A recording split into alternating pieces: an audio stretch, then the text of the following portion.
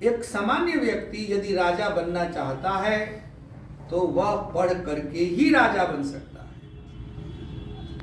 राजा बनने का कोई दूसरा जरिया नहीं है आज के इस लोकतांत्रिक सामाजिक और राजनीतिक परिवेश के अंतर्गत। अंबेडकर के पास कौन सी शक्ति थी? तो केवल एक ज्ञान की शक्ति थी। ये ज्ञान केवल आपको अमीर नहीं बनाता है, केवल आपको विद्वत्ता नहीं प्रदान करता है, ज्ञान आपको आत्मशक्ति प्रदान करता है। हर अन्याय से, हर प्रतिकार से लड़ने की अदम्य जिजीविषा प्रदान करता है। जब सदन में बोल रहे थे अटल बिहारी वाजपेयी युवा सांसद के रूप में, तब पंडित नेहरू प्रधानमंत्री थे, जिंदा थे, और उन्होंने कहा कि अटल, मैं तुम्हें भारत के भविष्य का प्रधानमंत्री देख रहा हूं। केवल उनकी वाणी को सुनकर के, वाणी की देवी सरस्वती हमारे लिए सतत वंदनीय है। बसंत शब्द ही स्वयं में प्रसन्नता, उत्फुल्लता और नवजीवन का प्रतीक है, क्योंकि पतझड़ के बाद बसंत का आगमन होता है। तो पतझड़ एक प्रकार से पतन, जिसमें कि वनस्पतियों के सारे पत्ते इत्यादि मुरझा करके गिर जाते हैं और प्रकृति फिर से अपना एक नया श्रृंगार करती है। और जैसा कि प्रकृति का नियम है, ये जयशंकर प्रसाद ने लिखा भी है कामायनी में, प्रकृति के यौवन का श्रृंगार करेंगे कभी न बासी फूल। प्रकृति के यौवन का श्रृंगार करेंगे कभी न बासी फूल, मिलेंगे वे जाकर अतिशीघ्र उत्सुक है उनकी धूल। तो जब बासी फूल होते हैं, जिस समय फूल खिलता है उस समय कितना अच्छा लगता है, लेकिन जैसे ही फूल मुरझाते हैं तो लगता है कि ये फूल जल्दी से जल्दी धूल में मिल जाए तो अच्छा है। उनकी जगह पर आप नए फूलों को देखने के आकांक्षी होते हैं। ये संपूर्ण संसार, ये संपूर्ण सृष्टि आपको सम्मोहित करती है, जिसको कि अध्यात्म की भाषा में माया कहते हैं। माया आकर्षक होती है।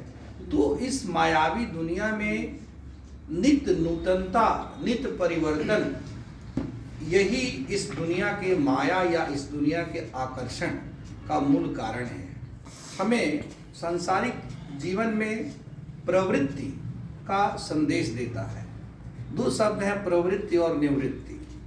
निवृत्ति जो हमें जीवन से या किसी भी चीज से हमें अलग करता है, हमें दूर ले जाता है, इसको कहते हैं निवृत्ति। और प्रवृत्ति जो हमें किसी चीज के प्रति आसक्त बनाता है, उस चीज की ओर हमें उन्मुख करता है। मनुष्य इसीलिए मनुष्य है कि मनुष्य के पास उसकी अपनी वक्तृता है, उसके पास अपनी वाणी है। और संसार में जो कुछ भी है वास्तव में वह वाणी का ही प्रतिफलन है।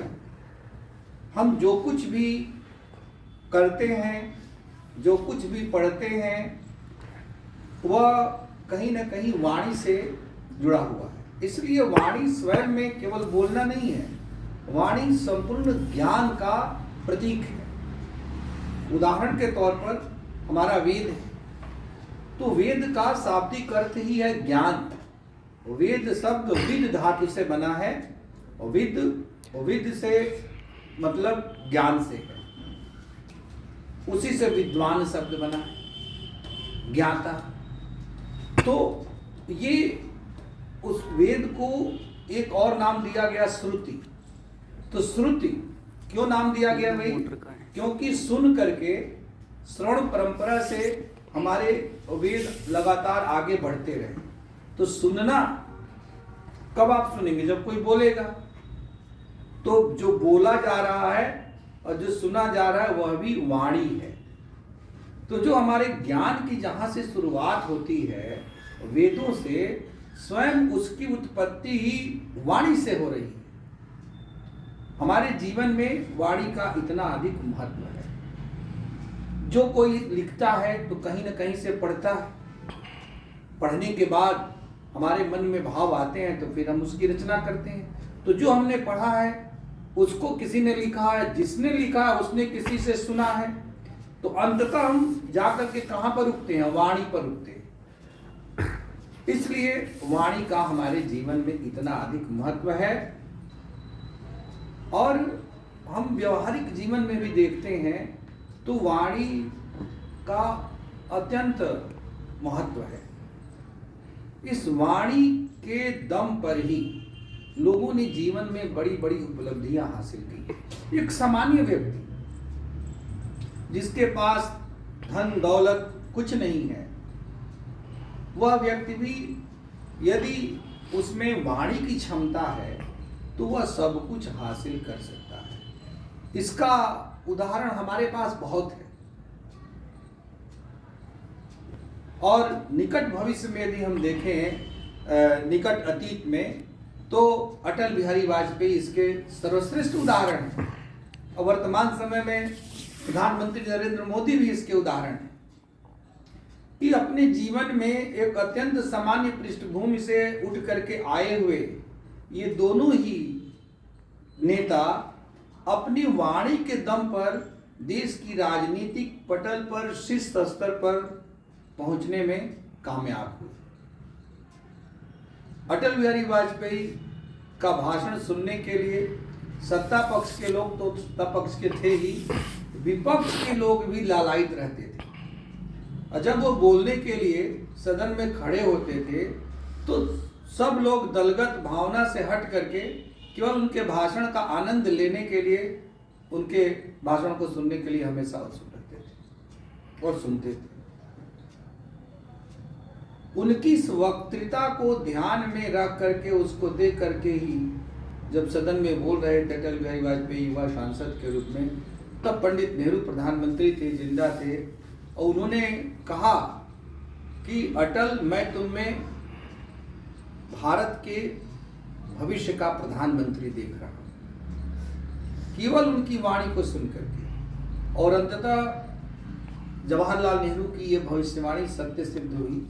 यदि किसी व्यक्ति से पूछा जाए कि कोई एक चीज बताओ जो नरेंद्र मोदी में है जिसकी वजह से वो इस स्तर तक पहुंच पाए, प्रधानमंत्री बन पाए, तो आंख मूंद करके यदि व्यक्ति थोड़ा भी आत्मावलोकन करने वाला होगा तो वो कहेगा कि मोदी का कम्युनिकेशन स्किल, संप्रेषण कौशल, लोगों से अपनी बात को कह करके लोगों से जुड़ने की क्षमता वाणी से आती है। हर किसी से जुड़ जाना, एक अत्यंत साधारण से साधारण व्यक्ति से, एक बच्चे से, एक बूढ़े से, एक स्त्री से, एक पुरुष से, एक छात्र से, एक कामगार से, एक किसान से, कैसे किससे अपनी बात को किस ढंग से कहना है कि वह व्यक्ति हमारा अपना हो जाए। वाणी में बड़ी क्षमता है। वाणी में इतनी क्षमता है कि ये अपने को पराया और पराये को अपना बना देती है। वाणी, यदि आप किसी से प्रेम से बोलते हैं तो व्यक्ति बोलता है, वाह कितना अच्छा आदमी है, कितने शालीन स्वभाव के हैं। वो आपके हृदय के भीतर नहीं घुसा है। आपका जो फर्स्ट इंट्रोडक्शन किसी से भी होता है वो आपकी वाणी के माध्यम से होता है। इसलिए हमारे जीवन में वाणी का इतना अधिक महत्व है। दूसरी ओर यदि आपकी वाणी कटु है, कर्कश है, तो ये आपको आगे ले जाने के बदले आपको उतना ही पीछे ढकेलने का काम भी कर देगी। भारत की सबसे बड़ी लड़ाई महाभारत की लड़ाई हुई, और वैसे तो गहराई में जाकर के देखेंगे तो महाभारत की लड़ाई के बहुत सारे कारण ही थे, और वो नियति थी, निर्धारित थी कि ये लड़ाई होनी ही थी, माध्यम चाहे कोई भी बनता। लेकिन कथा के अनुसार जो महाभारत की लड़ाई का जो मूल कारण बना वो वाणी, द्रौपदी का दुर्योधन पर किया गया कटाक्ष।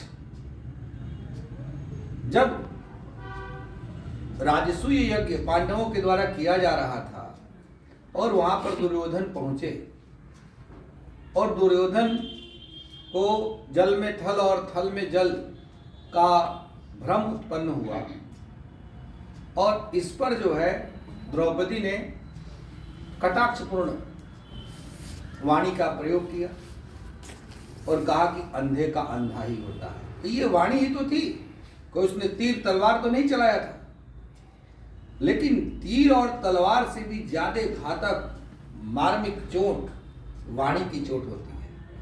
कहा जाता है कि तीर और तलवार की जो चोट है वो वक्त के साथ वो जख्म भर जाता है, धीरे धीरे उसके निशान भी भर जाते हैं, लेकिन वाणी की जो चोट होती है वह आजीवन बनी रहती है। तो हमें इसके दोनों आयामों को, दोनों पक्षों को हमें ध्यान रखना चाहिए। अर्थात वाणी की क्षमता, वक्तृता तो हमें होनी चाहिए, लेकिन उसका इस्तेमाल कैसे करना है इसका विवेक भी हमें होना चाहिए। और वह विवेक ज्ञान से आता है। क्या बोलना है, कहां पर बोलना है, कितना बोलना है, ये तीनों चीजों का हमें ज्ञान होना चाहिए। केवल क्या बोलना है ये आप जानते हैं तो आप कहीं पर भी बोलते रहेंगे तो लोग आपको बकू कहने लगेंगे, बेवकूफ कहने लगेंगे, पागल कहने लगेंगे। जो वसीम बरेलवी का शेर है कि कौन सी बात कब कहां कैसे कही जाती है, कौन सी बात कब कहां कैसे कही जाती है, यदि इसका सलीका हो तो हर बात सुनी जाती है। तो ये चीज कि हमें कहना तो आना ही चाहिए, लेकिन कब और कहां कहना है इसका ज्ञान भी हमें होना चाहिए, तभी हमें अपनी उस वाणी का लाभ प्राप्त होगा, तभी हमें उस ज्ञान का लाभ प्राप्त होगा। ज्ञान सर्जक भी होता है और ज्ञान विध्वंसक भी होता है। यदि अपने ज्ञान का इस्तेमाल यदि आप परमाणु ऊर्जा को बनाने में करते हैं तो वह ऊर्जा हमारे जीवन के विभिन्न क्षेत्रों में कार्य आती है। हमारे न्यूक्लियर रिएक्टर से जो परमाणु ईंधन उत्पादित होता है या जो बिजली बनती है, और यदि उसी ज्ञान का हम इस्तेमाल बम बनाने में करते हैं, न्यूक्लियर बम, हाइड्रोजन बम, तो वह संपूर्ण सृष्टि का संहार भी कर सकता है। ज्ञान ज्ञान ही है। हम विज्ञान की बात करते हैं, विज्ञान और भी ऊंचा ज्ञान है, विशिष्ट ज्ञान है। तो विज्ञान के बारे में तो प्रसिद्ध है कि science is a good servant but a bad master.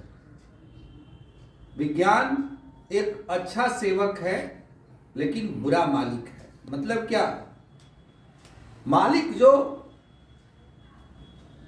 आपके ऊपर सवार होता है, अ सर्वेंट जिसके ऊपर आप सवार होते हैं। तो यदि विज्ञान आपके ऊपर सवार हो गया, अर्थात आपके ऊपर ज्ञान का गुरूर हावी हो गया, ज्ञान का अहंकार आपके ऊपर आ गया, तो वह ज्ञान का गुरूर आपके विध्वंस का कारण भी बन सकता है। वह ज्ञान का गुरूर आपको ऊंचा उठाने के बदले आपको नीचे गिरा सकता है। और ज्ञान के साथ, जैसे कहते हैं ना, गुलाब है, बहुत सुंदर है, लेकिन गुलाब के साथ कांटे हैं। तो ऐसे ही ज्ञान है। ज्ञान के बिना कुछ नहीं होना है, लेकिन ज्ञान के साथ हमें बहुत सावधानी बरतनी चाहिए कि ज्ञान के साथ अहंकार जुड़ा हुआ होता है। जब किसी व्यक्ति को ज्ञान प्राप्त हो जाता है तो ऐसे बहुत कम लोग होते हैं जो अपने ज्ञान को गरिमा के साथ और विनय के साथ पचा सके, विनम्रता के साथ उस ज्ञान को स्वीकार कर सके। बल्कि ज्ञान के गुरूर में व्यक्ति इतना अहंकारी हो जाता है कि अपने सामने से सभी को तुच्छ समझने लगता है, और वह अहंकार ज्ञानी से ज्ञानी व्यक्ति को भी अंततः ऐसे कार्य को करने के लिए प्रेरित कर देता है जो कि समाज के सामने उस ज्ञानी व्यक्ति को भी अज्ञानी सिद्ध कर देते हैं। लोग कहते हैं, अरे यार ये तो आपसे उम्मीद नहीं थी, आप तो इतने पढ़े लिखे, आप तो इतने विद्वान, आप ऐसा कैसे बोल दिए, आप ऐसा कैसे कह दिए। क्यों ऐसा हो जाता है? इसीलिए कि जब अहंकार आ जाता है तो हमारा जो ज्ञान है या ज्ञान अहंकार उस ज्ञान के ऊपर हावी हो जाता है, इसलिए उतने समय के लिए हमारा ज्ञान नष्ट हो जाता है या दब जाता है। इसलिए हम सभी को इस बात का भी ध्यान रखना चाहिए। ज्ञानार्जन आवश्यक है, अधिक से अधिक ज्ञानार्जन करें, लेकिन विनम्रता के साथ। संस्कृत में कहा गया विद्या ददाति विनयम। तो विद्या विनय विनम्रता प्रदान करती है। हमें इस बात को हमें ध्यान में रखना चाहिए। हमें ये नहीं सोचा हमने ये डिग्रियां प्राप्त कर ली, हमने वो डिग्रियां प्राप्त कर ली, मैं ये जानता हूं, मैं वो जानता हूं, मुझसे अच्छा कौन जानता है, मुझसे ज्यादा। ये यहां तक तो ठीक है कि मैं जानता हूं, लेकिन ये ठीक नहीं है कि मैं ही जानता हूं। मैं जानता हूं, अच्छी बात है, और लोग भी जानते हैं। हमें इस बात को स्वीकार करना चाहिए। ये कि मैं ही जानता हूं, तो मैं ही जानता हूं में क्या भाव नहीं था कि और लोग नहीं जानते, मैं ही जानता हूं। यह भाव जो है हमारे लिए गलत होगा। विशेष रूप से एक छात्र जीवन में कोई व्यक्ति है, युवावस्था में है, क्योंकि जीवन सीखने की प्रक्रिया है। जीवन के अंतिम दिन तक आप सीख सकते हैं, सीखते रहते हैं। तो ऐसे में जब आप में अहंकार आ जाएगा तो आपका सीखना बंद हो जाएगा। वहीं से आपके ज्ञान की सीमा निर्धारित हो जाएगी, जबकि ज्ञान अनंत है। ये अहंकार आपके ज्ञान को सीमित कर देता है। आप जब ये मान लोगे कि मैं ही सबसे ज्ञानी हूं, मैं ही सबसे ज्यादा जानता हूं, तो दूसरों से सीखने की प्रवृत्ति आपकी समाप्त हो जाएगी। अब अरे वो क्या मुझे सिखाएंगे यार, हमसे क्या वो ज्यादा जानते हैं। तो ये भाव आ जाएगा और इसकी वजह से आप जो है सीखोगे ही नहीं। तो इससे बचना है। जैसे कई बार होता है परीक्षार्थियों के साथ, जो मेरे जीवन में भी हुआ, मैं उसे निष्पक्षता पूर्वक ईमानदारी से स्वीकार करना चाहता हूं। जब मैं छात्र जीवन में था तो मुझे बड़ा अपने ऊपर आत्मविश्वास रहता था। तो जब मैं स्नातक में आया, इलाहाबाद विश्वविद्यालय में, अपने क्लास में सब जगह हम लोग अच्छे छात्र के रूप में माने जाते थे अपने पूरे बैच के साथ। तो मुझे लगा कि हमारे जो सीनियर्स थे, वाइस विशेष सब सिविल सर्विसेज की तैयारी कर रहे थे।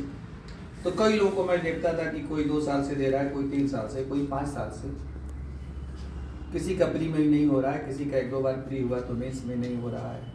तो मैं कहता था कि ये लोग क्या करते हैं यार, ये इसमें कौन सी कठिन बात है, ये तो हो ही जाएगा। इवन मेरे एल्डर ब्रदर जो प्रारंभ से ही बहुत मेधावी छात्र थे और बहुत प्रतिभाशाली भी थे,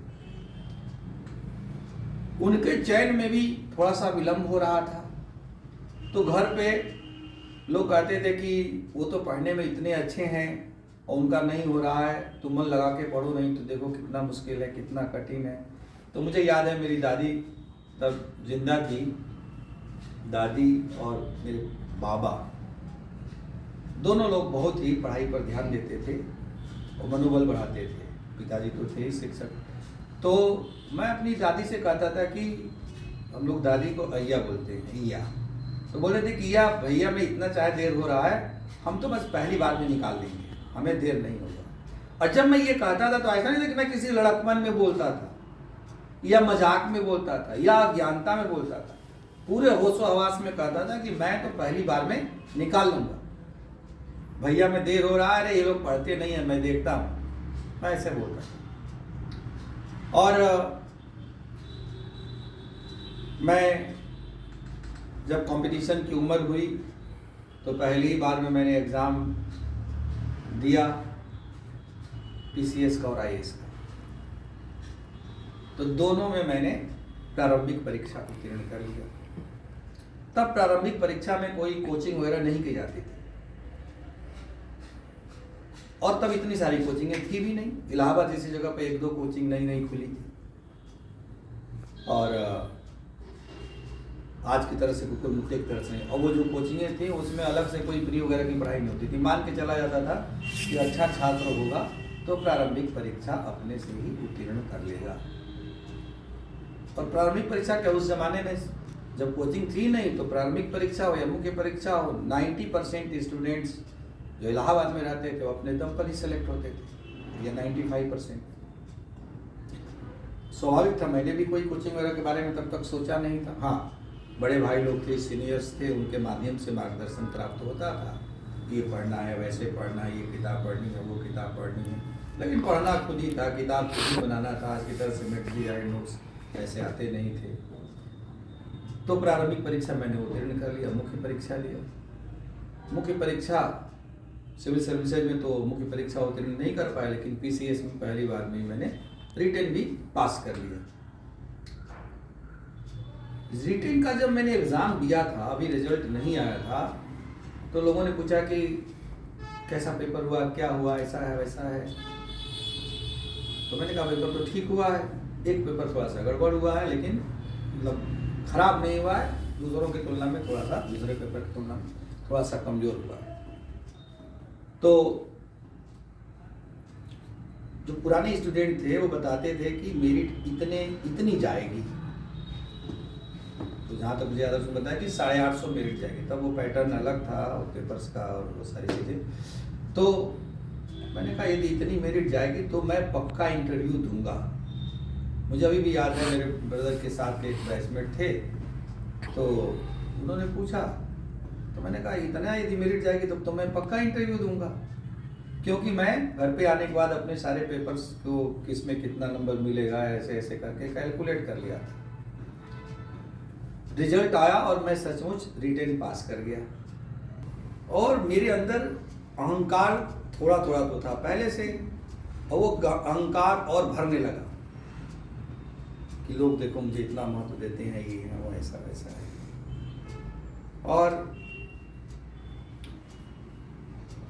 इंटरव्यू दिया, इंटरव्यू में सिलेक्शन नहीं हुआ, लेकिन मैं थोड़ा भी निराश नहीं हुआ, क्योंकि मैं जानता था कि ये तो मैंने ऐसे ही दे दिया था एग्जाम। अभी मैंने स्पेशली मुख्य परीक्षा के लिए तो कोई तैयारी ही नहीं थी। हिंदी लिटरेचर, पब्लिक एडमिनिस्ट्रेशन मेरे दोनों ऑप्शनल सब्जेक्ट थे। हिंदी लिटरेचर तो मेरे रोम में बसा रहता है, वो मेरे स्टूडेंट लाइफ से वही तैयारी थी। और पब्लिक एंड पॉलिटिकल साइंस में मैंने MA किया था, वही तैयारी थी। तो अलग से कोई स्पेशलाइज्ड तैयारी मैंने मेंस के लिए की नहीं थी। उसके बाद मैं दिया IAS के चारों मेंस मैंने लिखे, प्री हमेशा क्वालिफाई किया। तब 4 ही अटेम्प्ट थे जनरल के भी, अभी 6 हो गए हैं। और PCS में हमेशा प्री पास किया।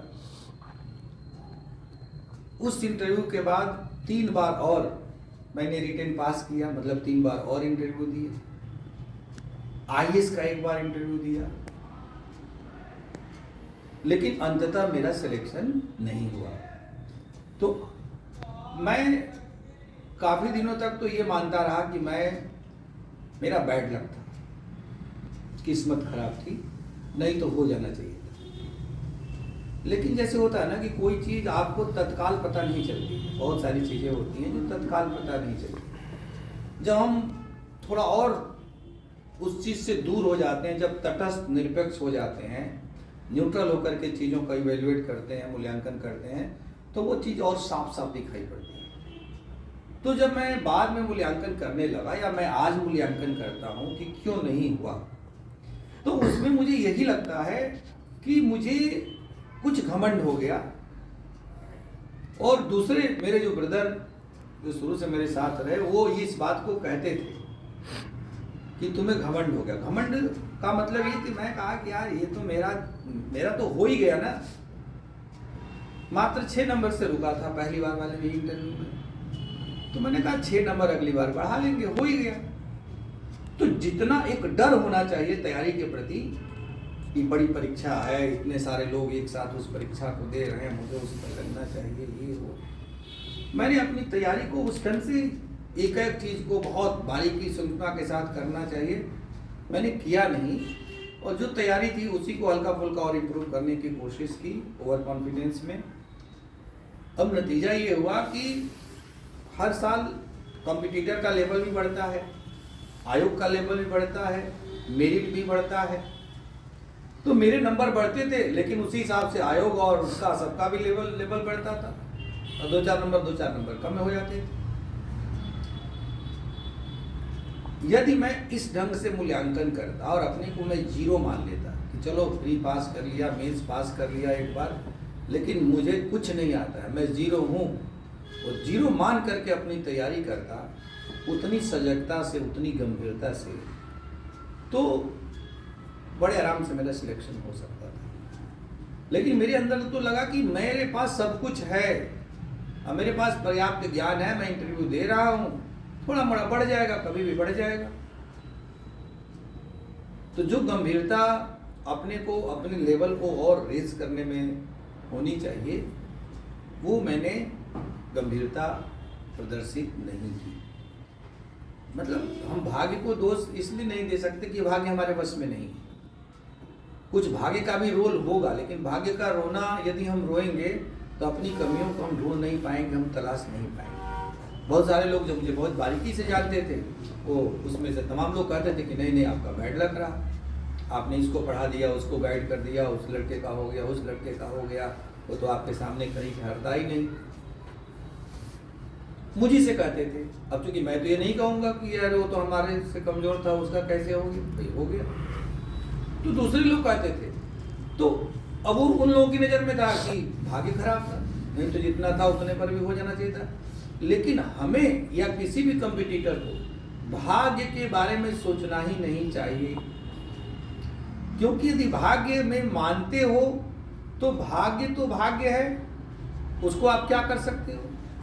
इसलिए आपके हाथ में केवल कर्म है, इसलिए केवल कर्म के बारे में सोचो और केवल कर्म ही करो। अपने ज्ञान को बढ़ाने में, उसको और रिफाइन करने में, उसको और परिमार्जित करने में लगाओ। तो ये मैंने एक उदाहरण अपने निजी जीवन का ये दिया कि चाहे और चाहे ना चाहे, बड़े बड़े लोगों में हम लोग तो बहुत साधारण तुच्छ हैं। मैंने देखा है, कई लोगों का भाषण सुना है, साधु संतों का, उनमें ज्ञान का गुरूर और अहंकार आ गया है, इसलिए वो उपहास का पात्र बन जाते हैं। एक जगत गुरु कहलाते हैं, उनका मैं बड़ा सम्मान भी करता हूँ, मोदी जी भी उनको बहुत मानते हैं, रामभद्राचार्य। तभी एक दिन मैं उनका सुन रहा था, एक वीडियो तो कह रहे थे कि इस पूरे मेले में आचार्य अकेला एक मैं ही हूँ। अब ये अहंकार है। या कई बार, एक दो बार भाषण में और में बोले कि मैंने इतनी पुस्तकें लिख दी हैं, जबकि जो हमारे पुराने, जिनको सचमुच में महान हम कहते हैं, सूरदास, कबीरदास, तुलसीदास, जिन पर न जाने कितने लोगों ने रिसर्च किया और सब कुछ किया, और शंकराचार्य, जगत गुरु और क्या क्या लोग बने हुए हैं, उन्हीं चीज़ों के बारे में ज्ञान प्राप्त करके, उनकी रचनाओं को पढ़ करके, उन सब लोगों ने अपने को एकदम बहुत विनम्र, बहुत विनीत, अत्यंत तुच्छ प्रदर्शित किया है। कबीरदास ने तो अपने को राम का कुत्ता कहा। उन्होंने कहा कि कबीर कूता राम का मुतिया मेरा नाम, गले राम की जेवड़ी जित खींचे तित जाओ। राम का कुत्ता, कुत्ता एक तुच्छ प्राणी है, पालतू जरूर है, लेकिन कुत्ता लोग अरे यार क्या कुत्ते की तरह इधर कुत्ता। तो जिसको सभी दुत्कारते हैं, अपनी उपमा कबीर उतना तुच्छ जीव से देते हैं कि हम राम के कुत्ते हैं। इस प्रकार की विनम्रता होनी चाहिए, तब जाकर के आप कबीर जितने बड़े साधक बनोगे। एक और कबीर कहते हैं, लेकिन कबीर में आत्मविश्वास कितना है कि कहते हैं कि संसार में जितने लोग आते हैं और शरीर रूपी चादर को धारण करते हैं, सब इसको गंदा करते हैं, लेकिन एक मैं हूं जिसने शरीर रूपी चादर को गंदा नहीं किया। सो चादर सुर नर मनि ओढ़ी, ओढ़ के मैली कीनी चदरिया, दास कबीर जतन से ओढ़ी, ज्यों की त्यों धर दीनी चदरिया। इस प्रकार का आत्मविश्वास। अब देखो यही बात है, एक छात्र को भी ये समझना होगा, अहंकार नहीं करना है, ज्ञान का घमंड नहीं करना है, लेकिन सेल्फ कॉन्फिडेंस या आत्मविश्वास होना है। जो चीज जानते हो उस चीज के प्रति आपका पूर्ण आत्मविश्वास होना चाहिए, पूर्ण आत्मविश्वास।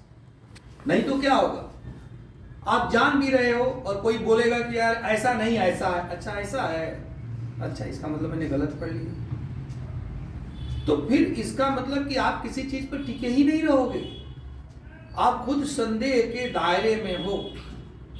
ज्ञान प्राप्त करने की प्रक्रिया में जितना ढूंढना हो, जितना रिसर्च करना हो, जितना ठोक बजा करके अपने को कॉन्फिडेंट बनाना हो, बना लीजिए, लेकिन जो हासिल कर लिया उस पर आप एकदम आत्मविश्वास से भरे हुए रहिए,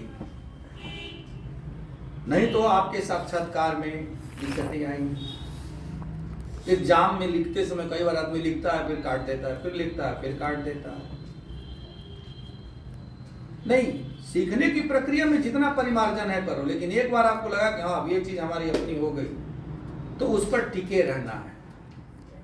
नहीं तो साक्षात्कार में कई बार सवाल पूछे जाते हैं और आपका उसका सही उत्तर देते हैं और एग्जामिनर बोलता है, इंटरव्यू लेने वाला, कि नहीं नहीं नहीं ये तो आपने गलत उत्तर दिया है, ऐसा आपने कहाँ पढ़ लिया। तो लड़का सोचने लगता है यार ये लोग कह रहे हैं तो हो सकता है मैं ही गलत बोल रहा हूँ, तो वो सही को गलत करने लगता है, सही को गलत करने लगता है। पहले बताया है सही, और जब वो लोग कहते हैं तो वो अपने सही को कहते हैं कि हाँ सर ऐसा नहीं ऐसा है। तो ऐसा नहीं होना चाहिए, वहां पर आप एकदम टिक जाइए, नहीं सर जहां तक मेरी जानकारी है मैं सही कह रहा हूं। नहीं, आप कैसे सही, क्या हमसे आप ज्यादा जानते हैं? इंटरव्यू लेने वालों से आप अपने आप को ज्यादा ज्ञानी समझ रहे हैं? तो आप बोलेंगे कि क्षमा करें सर, जो मेरे ज्ञान का स्रोत है, जहां से मुझे ज्ञान प्राप्त हुआ है, मुझे उस स्रोत पर पूर्ण विश्वास है, मैंने इस चीज को पढ़ा है, उसमें ऐसा ही लिखा हुआ है। आप एकदम टिके रहिए, वो आपके आत्मविश्वास का परीक्षण करते हैं। इसे अहंकार नहीं कहेंगे, इसे घमंड नहीं कहेंगे, लेकिन कब, जब आपको 100% यकीन हो कि जो आप कह रहे हैं वो सही है। हम लोग छोटे थे तब भी और आज भी बहुत से लोग कहते हैं कि अरे यार पढ़ाई लिखाई छोड़ो, पढ़ के कौन राजा हुआ है। लेकिन जब कभी कोई आपसे ये व्यक्ति इस तरह की कोई बात करे तो उसको आप जवाब देंगे कि राजतंत्र तो खत्म हो गया, इसलिए चाहे पढ़ करके या बिना पढ़े आज तो कोई राजा हो नहीं सकता। लेकिन यदि राजा का अर्थ ये है कि शासकीय शक्ति को प्राप्त करना, राजा का अर्थ यह है कि प्रतिष्ठा को प्राप्त करना, राजा का अर्थ यह है कि लोगों का सम्मान अर्जित करना, राजा का अर्थ यह है कि आर्थिक समृद्धि को हासिल करना, तो एक सामान्य व्यक्ति पद, प्रतिष्ठा, सम्मान, आर्थिक समृद्धि, ये सब चीजें कहां से कैसे हासिल कर सकता है? ईमानदारी के साथ, बिना छल कपट धोखा के। तो उसका केवल एक ही और एक ही माध्यम है, ज्ञान, अध्ययन, पढ़ाई। इसलिए आज एक सामान्य व्यक्ति यदि राजा बनना चाहता है तो वह पढ़ करके ही राजा बन सकता है। राजा बनने का कोई दूसरा जरिया नहीं है आज के इस लोकतांत्रिक, सामाजिक और राजनीतिक परिवेश के अंतर्गत। रातों रात आपकी जिंदगी बदल जाएगी यदि आप मन से पढ़ते हैं। आप यहाँ तक यदि पढ़ने में अच्छे छात्र हैं तो आपको हाई स्कूल से ही कुछ ऐसे स्कॉलरशिप मिलने लगेंगे कि उस स्कॉलरशिप की बदौलत आप अपने अध्ययन को जारी रख सकते हैं। चलो स्कॉलरशिप भी नहीं माना तो केवल ट्यूशन करके इंटरमीडिएट हाई स्कूल तक की अपनी पढ़ाई को पूरा कर सकते हैं। और उसके बाद यदि आप अच्छे छात्र हैं तो आप एमए बीए कर लिया, एमए में आने के बाद आप जेआरएफ देते हैं, जूनियर रिसर्च फेलोशिप यूजीसी के माध्यम से। तो उसमें आपको पढ़ने के लिए, रिसर्च करने के लिए, पीएचडी करने के लिए इतना पैसा मिलता है कि उससे आप अपने रिसर्च कार्य को भी कर सकते हो और अपनी तैयारी के लिए भी, आगे के लिए 3-4 साल के खर्चे के लिए, चाहे आईएएस की फीस चाहे 3 लाख देनी हो तो भी आप उस पैसे से कोचिंग भी कर सकते हो। और ऐसा बहुत सारे बच्चों को अपने निजी जीवन में करते हुए मैंने देखा है। और उसके बाद आप आईएएस भी बन जाओगे, पीसीएस भी बन जाओगे। तो आपने किसी से कुछ नहीं लिया, अत्यंत सामान्य परिवार के, हम कह सकते हैं निर्धन हैं, लेकिन केवल ज्ञान के दम पर आपने अपने व्यक्तित्व का निर्माण किया। और जिस दिन आप आईएएस बन गए तो आपके पास पद भी है, पावर भी है, प्रतिष्ठा भी है, सम्मान भी है। और यदि आप धनपति कुबेर नहीं बन सकते, अंबानी और अडानी नहीं बन सकते, तो इतना पर्याप्त संसाधन भी आपके पास, फाइनेंशियल रिसोर्सेज हो जाते हैं कि आप एक व्यक्ति के रूप में जो भी उचित इच्छाएं और आकांक्षाएं हैं, आप अपने और अपने आश्रितों की उन सारी इच्छाओं आकांक्षाओं को आप पूरा कर सकते हैं। इसलिए आर्थिक समृद्धि भी आपके पास हो जाएगी। तो ये कहाँ से हो रही है? ज्ञान के माध्यम से। इसलिए हमें इस चीज को समझना होगा कि ज्ञान का कोई विकल्प है ही नहीं, कभी भी नहीं था, किसी भी जमाने में नहीं था, लेकिन आज तो बिल्कुल ही ज्ञान का कोई विकल्प नहीं है। कहते हैं नॉलेज इज पावर, ज्ञान ही शक्ति है। और वास्तव में ज्ञान ही शक्ति है। देखो डॉक्टर बी.आर. अम्बेडकर तो कितने विषम परिस्थितियों में, किस प्रकार के पृष्ठभूमि से वो ऊपर उठ करके आए, तो किस चीज के दम पर ऊपर उठ करके आए? ये कोई किताबी चीज तो नहीं है ना। डॉक्टर अम्बेडकर का जीवन हमारे कंटेम्पोरेरी रहे हैं, 20वीं शताब्दी के ही हैं। तो एक ऐसा व्यक्ति जिसको अपने विद्यालयों में छात्र जीवन के दौरान कदम कदम पर अछूत के रूप में तिरस्कृत, अपमानित किया गया, और जो अपने अध्ययन के लिए लगातार संघर्षरत रहा, लेकिन ज्ञान प्राप्त करने की जो जिजीविषा थी, उस ज्ञान प्राप्त करने की जिजीविषा की बदौलत डॉक्टर अंबेडकर इस देश के सर्वश्रेष्ठ प्रतिभाओं में अपना नाम शुमार करने में सफल हुए। यहाँ तक कि उस समय जो हमारी संविधान सभा थी, तो संविधान सभा क्या थी? संविधान सभा गैलेक्सी ऑफ जीनियस लीडर्स, जो एकदम आज के नेता की तरह से नहीं थे। वो सब लोग बहुत पढ़े लिखे लोग थे, मोस्टली विदेशों में बैरिस्टर की डिग्री हासिल किए हुए लोग थे। आज विरासत की राजनीति जैसी चल रही है, विरासत के माध्यम से किसी पद को प्राप्त किए हुए लोग नहीं थे, एक आध एक्सेप्शन को छोड़ दे तो। उन अर्थात सभी ही मेधावी, सभी प्रतिभाशाली थे, सभी लोग योग्य थे। उन योग्यों के बीच में योग्यतम के रूप में संविधान सभा में डॉक्टर बी.आर. अम्बेडकर थे।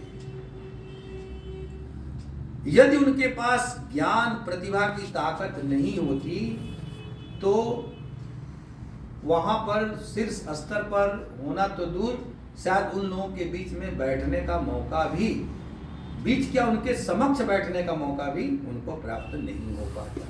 या आज हम डॉक्टर बी.आर. अम्बेडकर का उदाहरण दे रहे हैं। न जाने लाखों करोड़ों लोग भारत ही नहीं दुनिया भर में उनके जीवन से आगे बढ़ने की प्रेरणा प्राप्त करते हैं। तो उस अंबेडकर के पास कौन सी शक्ति थी? तो केवल एक ज्ञान की शक्ति थी। ये ज्ञान केवल आपको अमीर नहीं बनाता है, केवल आपको विद्वत्ता नहीं प्रदान करता है, ज्ञान आपको आत्मशक्ति प्रदान करता है। हर अन्याय से, हर प्रतिकार से लड़ने की अदम्य जिजीविषा प्रदान करता है। सारी दुनिया से टकराने की ताकत प्रदान करता है यह ज्ञान। सत्य और न्याय के प्रति प्रतिबद्धता उत्पन्न करता है यह ज्ञान। इसलिए ज्ञान का मैंने कहा कोई विकल्प नहीं है। हमेशा ही अपने ज्ञान को निरंतर हमें आगे बढ़ाने की कोशिश करते रहनी चाहिए। सामान्यतः लोग ये समझते हैं कि छात्र जीवन में हम पढ़ते हैं तो छात्र जीवन ज्ञानार्जन का समय है। छात्र जीवन तो ज्ञानार्जन का समय है ही, लेकिन ये पूरा जीवन ही ज्ञानार्जन के लिए है। इसको हम किसी विशेष अवस्था तक सीमित नहीं कर सकते। और ज्ञान बहुत विराट है। एक तरह से कहा जाए कि संपूर्ण ब्रह्म ही ज्ञान है। तो ज्ञान इतना विराट है कि एक जन्म में उस ज्ञान को प्राप्त करना संभव ही नहीं है। इसलिए एक जन्म जब कम पड़ रहा है तो हमारी एक जन्म का केवल एक चरण छात्र जीवन उसके लिए पर्याप्त कैसे हो सकता है? अंतर केवल इतना आता है कि ज्ञान के अलग अलग आयाम होते हैं, अलग अलग डायमेंशंस होते हैं। अलग अलग अवस्थाओं में हम उस ज्ञान के अलग अलग आयामों तक पहुंचते हैं। जैसे छात्र जीवन में आप एकेडमिक नॉलेज प्राप्त करते हैं, अकादमिक ज्ञान प्राप्त करते हैं, अपने पाठ्यक्रम का ज्ञान प्राप्त करते हैं। ये ज्ञान क्या है? ये ज्ञान कहें तो केवल एक फाउंडेशन है। चाहे आप पीएचडी तक कर लो, ये ज्ञान एक फाउंडेशन है। किस प्रकार का फाउंडेशन? ये ज्ञान इस चीज का फाउंडेशन है कि जो आपका भावी जीवन है, जो छात्र जीवन के बाद संसार में व्यापक फलक पर जब अपना जीवन आप जिएंगे तो उस संसार के अंतर्गत अपने जीवन को जीते समय पृथ्वी पर आपके पैर मजबूती के साथ बिना डगमगाए खड़े रहें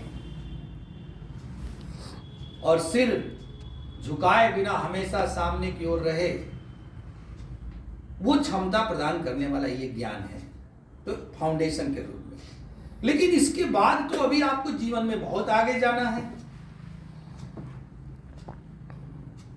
इलाहाबाद विश्वविद्यालय का जो कहा जाए कि आदर्श वाक्य है, उसमें इस बात को बड़ा साफ लिखा गया है लैटिन में कि कोट रामी टाट आर्बोरस, जितनी शाखाएं उतने वृक्ष।